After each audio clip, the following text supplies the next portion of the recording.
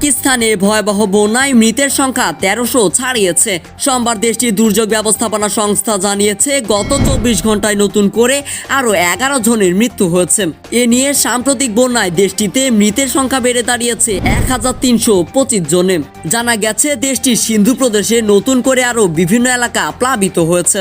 গত জুনের মাঝামাঝি সময় থেকে প্রদেশটিতে বন্যায় অন্তত ৫২২ জনের মৃত্যু হয়েছে। দেশটির জাতীয় দুর্যোগ ব্যবস্থাপনা কর্তৃপক্ষের তথ্য অনুযায়ী ১৪ জুন থেকে খাইবার পাখতুনখোয়ায় মোট ২৮৯ জন মারা গেছে। বেলুচিস্তানে মৃতের সংখ্যা অন্তত ২৬০ জন। উত্তর পূর্ব পাঞ্জাব প্রদেশে ১৮৯ জনের মৃত্যু হয়েছে। দেশটির বেলুচিস্তান সিন্ধু প্রদেশের বেশিরভাগ অঞ্চল প্লাবিত হয়েছে। খাইবার পাখতুনখোয়া এবং পাঞ্জাবের কিছু কিছু অংশ তলিয়ে গেছে। ক্ষতিগ্রস্ত হয়েছে গিলগিট বালুচিস্তান অঞ্চলও। টানা বর্ষণে হঠাৎ বন্যায় বহু ঘরবাড়ি, রাস্তাঘাট, বিদ্যুৎ সংযোগ ক্ষতিগ্রস্ত।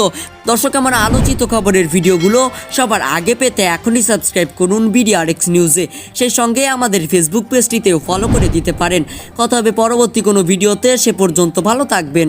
ধন্যবাদ।